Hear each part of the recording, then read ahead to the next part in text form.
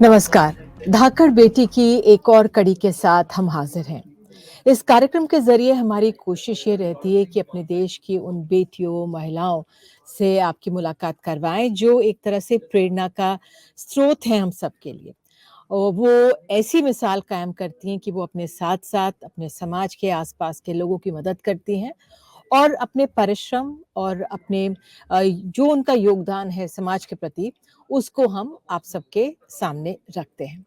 तो आज की इस कड़ी में ये हमारा 21वाँ एपिसोड होने जा रहा है धाकड़ बेटी का। हमारे साथ बेहद ख़ास बेटी मौजूद हैं, शाहीन मलिक। इन पर एसिड अटैक हुआ, 80% इनको नुकसान हुआ, लेकिन इन्होंने हार नहीं मानी है। अपने आप तो उभरी हैं, जीवन में आगे बढ़ भी रही हैं। साथ ही 300 ऐसी महिलाओं की उन्होंने मदद की और प्रेरणा है हम सबके लिए और अपने समाज के लिए। आइए शाहीन से मुलाकात करते हैं। शाहीन नमस्कार, बहुत-बहुत धन्यवाद जुड़ने के लिए धाकड़ बेटी के इस एपिसोड में। वाक़ई में सराहना है आपकी। लेकिन जो आपकी यात्रा है, जर्नी है अब तक की, उससे जो और लोग आपको देख रहे होंगे अ, वो भी प्रेरणा हासिल करेंगे। तो पहले तो बताइए आपके साथ क्या हुआ था? आप काफ़ी छोटी रही होंगी जब ये एसिड अटैक आप पे हुआ। कैसे आप यहाँ पहुँची और फिर आपने समाज के और लड़कियों की, महिलाओं की मदद की है? तो शाहीन ज़रा बताइए हुआ क्या था? जी। मेरे साथ साल 2009 में एसिड अटैक हुआ था। मतलब उससे पहले भी मेरी लाइफ काफ़ी स्ट्रगल भरी रही थी। किसी तरह मतलब एक ऐसी एनवायरनमेंट से, एक ऐसे एरिया से मैं बिलॉन्ग करती हूँ दिल्ली के, जहाँ पर लड़कियों को ज़्यादा पढ़ाया-लिखाया नहीं जाता था। तो एक स्ट्रगल रहा वो करने के लिए। और साल 2007 में यही सब चलते मैंने अपना घर छोड़ दिया था कि मुझे आगे बढ़ना है और पढ़ना है। और मैं अपना एमबीए कर रही थी, एमबीए का 3rd सेमेस्टर था, साल 2009 में 19th नवंबर। सर्दियों की शाम थी, मैं अपने ऑफिस में जहाँ से एमबीए कर रही थी, वहाँ पर मैं as a student counsellor job भी कर रही थी। तो मैं शाम में जब 6 बजे ऑफिस से निकल रही थी, तो मैंने देखा कि दूर रोड क्रॉस करने के लिए एक लड़का खड़ा है और उसने मुँह पर रुमाल बाँध रखा है। मैं बिल्कुल उसके पास जाकर खड़ी हो गई, मुझे लगा कि शायद किसी को रोड क्रॉस करना और मुझे भी रोड क्रॉस करना था। जैसे ही मैंने उसकी तरफ थोड़ा-सा देखा, अचानक से उसने भरा हुआ ग्लास विद लिक्विड उसने मेरे चेहरे पे डाल दिया। ग्रीन कलर का था। 1 सेकंड के लिए लगा शायद किसी स्टूडेंट ने मज़ाक किया है, बट दूसरे ही सेकंड उसकी बर्निंग सेंसेशन, उसका गाढ़ापन, चिकनापन, मुझे ये रियलाइज़ हो गया ये एसिड है। जैसे ही मुझे ये रियलाइज़ हुआ कि ये एसिड है, मैं बहुत ज़्यादा डर गई। मतलब मैं कहूँगी कि मैं सोच समझ नहीं पा रही थी मुझे क्या करना है, मैं कैसे खुद को बचाऊँ? कुछ दिमाग काम ही नहीं करता। मतलब जनरली वैसे होता है कि अगर हमारा हाथ जल जाता है, हम पानी के नीचे कर लेते हैं, लेकिन उस टाइम दिमाग ने काम करना बंद कर दिया मुझे। और मैं बहुत तेज़-तेज़ चीखने लगी। मतलब अगर मैं आज भी याद करूँ तो मुझे मेरा डर याद है, दर्द याद नहीं है। मैं इतना ज़्यादा डर गई थी। और फिर मैं वापस ऑफ़िस की तरफ भागी, कुछ लोग मुझे हॉस्पिटल लेकर गए, फिर एक हॉस्पिटल से दूसरा हॉस्पिटल, ये तो पुलिस केस है, हम इसको ऐसे ट्रीट नहीं कर सकते। और सुबह 4 बजे जाके शाम 6 बजे अटैक हुआ और सुबह 4 बजे मैं एक प्राइवेट हॉस्पिटल में एडमिट थी। इतने घंटे जो थे, एसिड मेरी स्किन के अंदर जाता रहा था। और फिर वहाँ से वो जर्नी शुरू हो गई जो कभी सोची हुँ। और ये भी है कि एक लड़की की ज़िंदगी वैसे ही काफ़ी मुश्किल भरी होती है और जब उसके साथ ऐसा कुछ हो जाए, तो वो बियॉन्ड इमेजिनेशन मतलब वो पेन हो जाता है, वो स्ट्रगल हो जाता है उसमें। हुँ। फिर बिल्कुल शाहीन, तो ये बताइए क्या इस लड़के को जानती थीं? क्यों उसने किया होगा? और आस-पास के लोग जो थे, वो तब एकदम मदद को नहीं आए? वो भी आप कह रही हैं कि आपके ज़हन में सिर्फ़ वो डर याद है। क्योंकि आपको सुनकर और जो लड़कियाँ हैं, वो उस समय क्या करें? वो एक बहुत महत्वपूर्ण बात आप बताएँगे अब। जी। बिल्कुल। तो ये बहुत मतलब मैं आपको बताती हूँ कि जब मैं एसिड मेरी स्किन पे पड़ा हुआ था, मेरी आँखों के अंदर भर के एसिड गया था, मैं वापस ऑफ़िस की तरफ भागी और मैं ऑफ़िस के हॉल में चिल्ला रही थी बहुत तेज़-तेज़। लोग मुझे घेरा बनाकर देख रहे थे, पर कोई भी मेरी मदद के लिए नहीं आया। मतलब शायद मेरी वो चीखें इतनी भयानक थी, हॉरिबल थी कि कोई समझ नहीं पा रहा था क्या करना है। अवेयरनेस नहीं थी, लोगों को नहीं पता था करना क्या है। और जबकि इसका सबसे पहला इलाज जो होता है, इसका सबसे पहला जो उपचार है वो यही है कि इस पर कंटीन्यूअस रनिंग वाटर डाला जाए, कि आप पानी डालते रहें और ताकि एसिड का जो असर है वो ज़्यादा से ज़्यादा कम हो सके। पर वो मुझे नहीं मिला और फिर हॉस्पिटल ले जाने में घंटों लग गए, ट्रैफिक जैम ये सब हो। और अगर मैं बात करूँ एसिड अटैक किसने किया, तो पुलिस मेरे पास स्टेटमेंट लेने आई नेक्स्ट डे। मैंने उनको बताया कि मेरे ही ऑफिस के कुछ लोग होंगे जिन्होंने ये किया है, क्योंकि मैं कहीं और किसी को नहीं जानती हूँ। बट उसके बाद पुलिस मेरे पास 4 साल तक कभी नहीं आई। मैं जब-जब पुलिस को फ़ोन करती थी तो मुझे ही उल्टा डरा दिया जाता था। ये मुझे कई बार कहा गया कि अभी हम किसी इम्पोर्टेंट केस में बिज़ी हैं। मतलब मेरा केस इम्पोर्टेंट नहीं था। तो ये काफ़ी दुःख की बात है कि 4 साल के बाद जब मैंने लेटर लिखा हरियाणा गवर्नमेंट को, और वहाँ से किसी ऐसे मजिस्ट्रेट के हाथ में वो लेटर गया जो थोड़ी सेंसिटिव थी, तब जाके मेरा केस रीओपन हुआ 2013। बहुत दुखद है। तो आपने बताया जो सबसे अहम बात, एक तो जो है कानूनी मदद मिलना देर से मिलती है या बहुत ही देर से मिलती है, जिसका कोई फ़ायदा ना हो। लेकिन दूसरी बात जो आपने बहुत अहम बताई कि किस तरह से अगर ये एसिड अटैक हो तो सीधे पानी डालें अपने ऊपर, एसिड जी, स्किन पे परकोलेट ना करे, शायद यही होगा। तो आप जी। बताइए उसके बाद आगे की जर्नी कैसी रही? काफ़ी समय लगा होगा आपको वापस ऑफ़िस में आना, क्योंकि आप एक जुझारू तो हैं ही, क्योंकि अगर आप कोर्स करते-करते नौकरी भी कर रही हैं तो you must be a bright student also, है ना? तो लेकिन थोड़ा ये बताइए उसके बाद आगे कैसे अपने आप को एक मनोवैज्ञानिक तौर पर सँभाला? क्योंकि एक लड़की के लिए चेहरे पर अगर एसिड आ जाए, उससे ठीक होना, फिर आगे बढ़ना और लोगों जी, की मदद करना, अब उसके बारे में बताइए? जी, तो कहूँगी लाइफ बियॉन्ड इमेजिनेशन पेनफुल हो जाती है, इतना स्ट्रगल हो जाता है, क्योंकि ये मैंने तब जाना जब मैंने अपना चेहरा खो दिया कि क्या इम्पोर्टेंस है आपकी आइडेंटिटी की। और जैसे हम जानते हैं कि लड़की को तो स्पेशली मतलब उसकी ब्यूटी डिफाइन की जाती है उसकी लुक्स पर, और यहाँ तो मैं सब कुछ खो चुकी थी। मतलब मैं जो लेकर गई थी अपने साथ वो भी मैं सब गँवा कर वापस आई थी। और इस कंडीशन में आई थी कि मुझे फाइनेंशियल सपोर्ट की ज़रूरत थी, मैं डिपेंडेंट हो गई थी कंप्लीटली। मुझे एक कदम चलने के लिए भी सहारे की ज़रूरत पड़ती थी, क्योंकि मैं देख भी नहीं सकती थी। और चेहरा इतना ज़्यादा खराब हो जाता है कि डिसफिगरमेंट इतना एक्सट्रीम लेवल पे हो जाता है कि मल्टीपल रिकंस्ट्रक्टिव सर्जरीज़ की ज़रूरत पड़ती है। तो बहुत ही मैं कहूँगी कि बहुत स्ट्रगल था।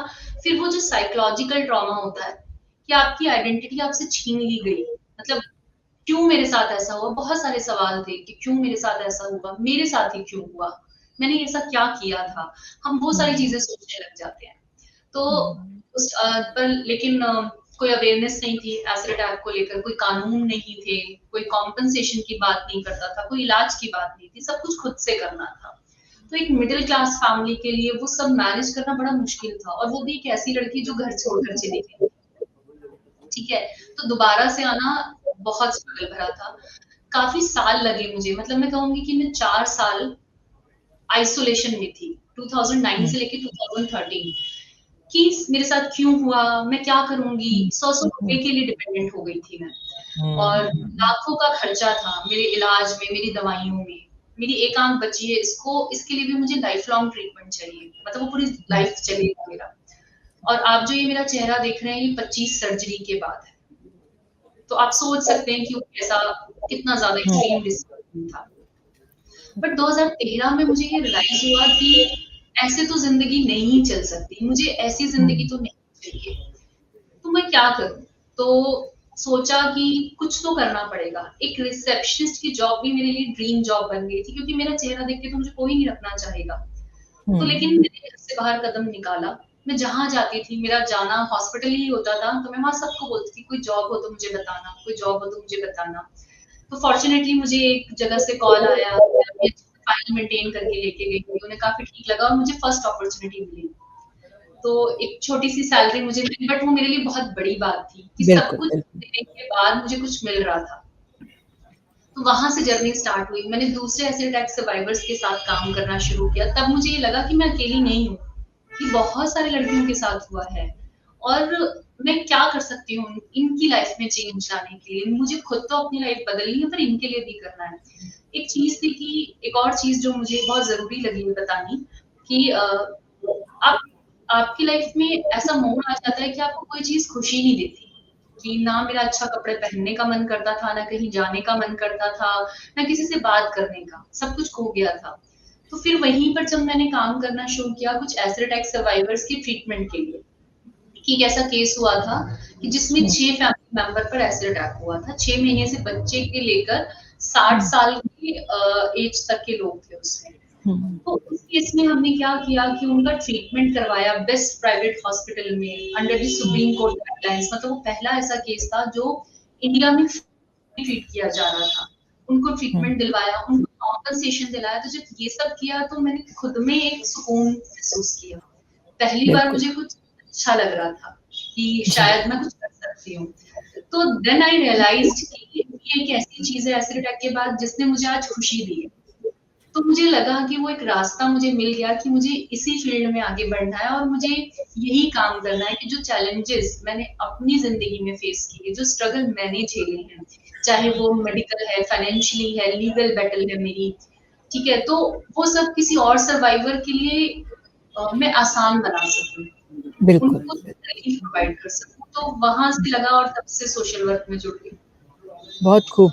तो अब ये बताइए मैं पढ़ रही थी आपके बारे में करीब 300 महिलाओं को, लड़कियों की आपने मदद की है। कैसे थोड़ा-सा उसके बारे में हमें बताइए? कैसे जी। मदद होती है? क्या आपका कोई एक संगठन है, एनजीओ है? क्या एक ग्रुप ऑफ गर्ल्स लेडीज़ हैं आप लोग? बताइए ज़रा उसके बारे में। तो हमारा एक फाउंडेशन है ब्रेव सोल्स फाउंडेशन, जिसके अंडर हमारे 2 शेल्टर होम हैं, एक वेस्ट बंगाल में है, एक दिल्ली में है, जंगपुरा में है। तो ये शेल्टर होम में हम यहाँ पर अलग-अलग स्टेट से सर्वाइवर्स आती हैं और उनको हुँ, यहाँ पर हम शेल्टर होम का नाम भी रखा है अपना घर। तो यहाँ वो रहती हैं, उनको हुँ, यहाँ पर इलाज मिलता है, उनकी दवाइयाँ, उनका फूड एंड न्यूट्रिशन हम देखते हैं, उनकी सर्जरीज़ करवाना, उनकी पढ़ाई-लिखाई जो छूट चुकी है, फिर से उसको रीस्टार्ट करना। रेगुलर यहाँ पर वोकेशनल स्किल की क्लासेस होती हैं, लैंग्वेज क्लासेस होती हैं इंग्लिश की, कंप्यूटर बहुत क्लासेस, बढ़िया। ताकि हम उन्होंने जो खोया है, जो छूट गया है, हम उससे आगे बढ़ें। हम उनको बिल्कुल। इंडिपेंडेंट बना सकें। इस हुँ, ड्रीम के हुँ, साथ हम काम कर रहे हैं और बिल्कुल। करीब 300 से ज़्यादा एसिड अटैक सर्वाइवर्स के लिए काम कर चुके हैं, जिसमें कॉम्पेंसेशन दिलाना, उनका लीगल उनको जो हम जस्टिस दिला सकते हैं, उसमें काम करना और उनके ट्रीटमेंट को लेकर, उनकी एम्प्लॉयमेंट अपॉर्च्युनिटीज़ को लेकर, तो ये सारे काम करते हैं और अभी हम देख रहे हैं कि ज़्यादा से ज़्यादा सर्वाइवर्स हमसे जुड़ रहे हैं क्योंकि जैसे उनको लगता है कि यहाँ से रिलीफ मिल सकता है और हम सिर्फ फीमेल्स के लिए ही नहीं कर रहे हैं, कुछ मेल एसिड अटैक सर्वाइवर हैं जिनके लिए भी हम काम कर रहे हैं। बहुत बहुत अच्छा। जी। अभी रिसेंटली एक केस था 27 साल बाद, 27 साल से ही वो स्ट्रगलिंग की, उसे कॉम्पेंसेशन नहीं मिला था। तो हुँ, हमने उसका रिप्रेजेंटेशन भेजा अथॉरिटीज़ को, उसके केस पे काम किया और उसको अभी 5 लाख कॉम्पेंसेशन अब मिल पाया है। तो कोशिश रहती है कि जो भी हम उनके लिए कर पाएँ, जी, वो करें। जी। बहुत अच्छा शाहीन। अब आप कुछ अंत में कहना चाहेंगी लोगों से अपने या तो ऑर्गेनाइज़ फाउंडेशन के बारे में जानकारी देना चाहेंगी, कैसे आपसे कनेक्ट कर सकते हैं? या आप लड़कियों को, महिलाओं को संदेश देना चाहेंगी कि वाक़ई में जज़्बा, हौसला बनाए रखना ही है और तभी ये संघर्ष है, जीवन तो एक संघर्ष है और कैसे आगे बढ़ें? जी। जी, तो मैं इन लास्ट 3 बातें कहना चाहूँगी। सबसे पहले मैं कहना चाहूँगी जो इस तरह की क्राइम करते हैं लोग, मतलब उस सोच पे हमें काम करने की ज़रूरत है और वो सोच स्टार्ट होती है अपने से, अपने घर से। तो हमें वो सोच बदलनी है ताकि इस तरह के क्राइम रुक सकें। अगर किसी लड़की ने आपको रिफ्यूज़ कर दिया है, रिजेक्ट कर दिया, दैट डज़न्ट मीन कि दुनिया खत्म हो गई है और हुँ, आपको राइट नहीं है कि किसी की ज़िंदगी को इस तरह बर्बाद कर देने का। जैसे बिल आपकी चॉइस है, उसकी भी चॉइस हो सकती है। तो वो रिस्पेक्ट करें, उसकी डिसीज़न का, ठीक है? बिल्कुल। सेकंड थिंग मैं कहना चाहूँगी हर उस महिला को जो मुझे देख रही है, जो मुझे सुन सकती है कि आपके अंदर बहुत हिम्मत है। कई बार देखो मैं मानती हूँ और मैं जानती भी हूँ बीइंग अ वुमन कि life is more difficult for a woman comparatively to a man. तो पर आप ये सारी चीजें लड़कर आप यहाँ तक पहुंची हैं, तो आपको अपने लिए तो आवाज उठानी ही उठानी है, पर हुँ, जहां हुँ, आप गलत देख रही हैं उसके लिए भी आपको आवाज उठानी है। तो बिल्कुल। ताकि ताकि आपकी आवाज को सुना जाए, अगर आप सहती रहेंगी, डरती रहेंगी तो सामने वाले की हिम्मत बढ़ती रहेगी। तो हुँ, जहाँ गलत हो वहाँ आवाज़ उठाओ। अपने हक के हुँ, लिए तो लड़ो और दूसरों के हक के लिए भी लड़ना है। बिल्कुल। थर्ड थिंग मैं कहूँगी अपनी ऑर्गेनाइज़ेशन के बारे में कि ब्रेव सोल्स फाउंडेशन के पास मैंने जिसको भी परेशानी है, वो हमें अप्रोच कर सकता है। किसी न किसी वे में हम उसको ज़रूर सपोर्ट करेंगे, पूरी कोशिश रहेगी हमारी। हमारी वेबसाइट जा सकते हैं। मेरा खुद का नंबर है, मैं बताना चाहूँगी 9654246657 मुझे डायरेक्टली भी कॉल कर सकते हैं। तो मैं खुद से बात करूँगी आपसे। और एक चीज़ सबके लिए कि कुछ भी बुरा होता है तो हिम्मत मत हारिए, वक़्त है, बीत जाएगा, फिर नया वक़्त आएगा, ज़िंदगी की शुरुआत फिर से करिए। तो मैं कहूँगी कि उम्मीद हमेशा रखिए, उम्मीद कभी ख़त्म मत करिए। जब तक आप ज़िंदा हैं, जब तक आपकी आखिरी साँस है, तब तक कुछ बदलाव आ सकता है। बिल्कुल शाहीन, बहुत अच्छा आपने बोला और आप जुड़ी धाकड़ बेटी आप वाक़ई हमारे देश की हैं, जिस तरह से आपने हौसला बनाए रखा और तमाम महिलाओं को, लड़कियों को और आपने जिस तरह से बताया पुरुष भी जो इस एसिड अटैक से जूझ रहे हैं, उनको आपने किस तरह से मदद की है। बहुत-बहुत धन्यवाद हमारे साथ जुड़ने के लिए। नमस्कार। नमस्कार।